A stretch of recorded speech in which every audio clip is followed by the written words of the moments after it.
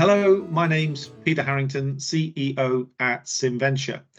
Recently, I had the pleasure of interviewing Dr. Martha Mador and Philip Richardson, both from Kingston University. And I talked to them all about their use of our platform, Validate.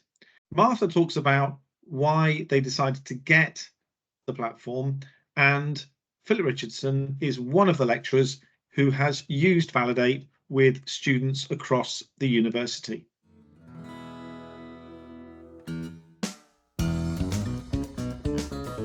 As head of enterprise education across the university, what I've been trying to do over the years is to get enterprise and entrepreneurship embedded into the curriculum across all disciplines. And we've been successful at that to a great extent. And we have many courses across the university which now have some activity in them which uses the business model canvas, does an ideation session of some sort, and encourages people to come up with ideas. In many cases, those sessions result in an output, which is a product or a service, which can be entered into our annual competition, which is called Bright Ideas. The areas, I work across 4 faculties. That includes all the computing and engineering, all the computing disciplines is what I meant. I work across science and health care faculties, the art school faculty, and business and social sciences. Those are our 4 big areas. And we have people in all of those faculties using the business model canvas and encouraging students to come up with those ideas. So I was keen to find a tool which they could all use. And I was keen to find a tool which would help lecturers to take this into their modules without overloading them. Because a lot of lecturers feel that they don't know enough about business, or something like that. We're an art school, we're not a business school, whatever it happens, different things like that. So I was trying to give them a tool which would make it easier for them. When I found Simventure, that seemed to fit the bill. We are teaching with Validate in a module at university that is looking towards the professional world. So we're trying to instill in the students a professional sense of working. And it's primarily in the beginning of the academic year, it's focused on an entrepreneurial scheme. And it's quite a large number of students. We have we have about 340 students, and I believe we're going to have 400 in the future. So very large numbers in a university module. And we wanted a accessible method by which the students could collate their coursework. And because it's an entrepreneurial a project that we're working on for their coursework in the first half of the academic year, we needed a tool with which they could bring everything together, because historically things were spread across many different platforms and many different file types and different areas to save things and put this here and put this there, and it becomes quite difficult for the students to keep track of, but it also becomes quite difficult for the lecturers to know where their work is and to be able to see it readily. So we use Validate, and its biggest benefit, I think, is that of being a common space within which they can collate all of their entrepreneurial activities.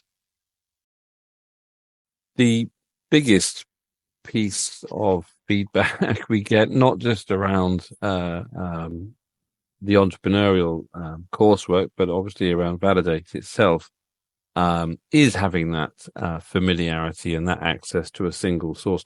What they have to produce when they leave university is a portfolio of their work. This is what employers want. They want someone who has is able to exhibit evidence of having a portfolio of work behind them, no matter what the portfolio consists of. So for Validate to actually be able to export a portfolio is are very useful. And it's also in terms of assessment, because obviously we're interested in assessing the students on their coursework. You can use that portfolio side of Validate in order to assess and mark the students. So it benefits both the lecturers in terms of collating everything together in one place, but also it benefits the students because they have a way of exhibiting what they've been doing. I have no problems working with Validate as a lecturer. I still stand and talk to hundreds of students. The talking still happens. Validate is a very useful tool. There's no sort of infringement on the role of lecturing. That still carries on as normal, but it does provide the lecturer, particularly when it comes to, I think when it is focused and it's coming towards assessment periods, it gives them a common source where they can look to the materials that have been created and not have to go through various assessment drop boxes and this portal and OneDrive and Box and this and that and the other. And I gave it to you on a A4 printout the other week. All of this is quite annoying. So having a common area through which you can bring your work together and submit it for us is good. It's a very good thing. So I don't see any problem with using Validate as a tool in lecturing at all. If anything, it's a benefit because it just brings it all together. Why did I produce Top of the Validate Pops? Because I remember Top of the Pops. So obviously I'm old enough to remember it. So that's a big influence. I think what I was really trying to do is to excite the students. As a lecturer, we have a role to excite students into what we're trying to teach them and to have some fun. I'm very keen on having a bit of fun. And I think fun and learning go hand in hand. And when you remove the fun, you just end up with a kind of a dry biscuit, like a rich tea. Whereas I'm more of a bourbon sort of guy. I like my teaching to have something interesting in the middle. And sugary on the outside. So maybe the top of the pops or the top of the Validate pops is the bit of the sugary biscuit through which you can deliver learning. But I just wanted them to have a weekly competitive element that would stimulate them, perhaps to move up the charts. And I only do the top 10 groups out of, I think we have 59 groups. So you only get to see the top of the pops if you're in that top 10 groups. And it's based entirely on minutes of activity for the Validate project. So as long as they are dialing in, as long as they are being active on their projects, it will count. Not just dialing in and walking off, but actually doing things. And that's the important point to stress. As long as they are busy and working on their projects through Validate, then that boosts those minutes. And so it was a good way of making sure that they could get all their activity up and center and get onto the top 10 and maybe even to the top of the charts. That's the sense of excitement that we try to build. I think that there are 2 or 3 places where it works really, really well. Phil's module is certainly one of them because he's built it in as the driving vehicle of one term's work in his course.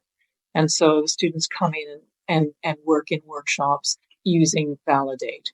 And his gamification of the experience through his Top of the Pops and being playful with the students has really, really helped them to engage with it and encourage them to spend more time on it and think more about it. So I think it's 2 things there. It's having that as the core of the module and the way in which Phil particularly has gamified it and made it more fun. So I think that's been a big success in the university. And I think there are modules elsewhere which are much smaller modules, but where the core of a term's work is also developing an idea and getting it to delivery, getting it to a point where you can pitch the idea for some purpose.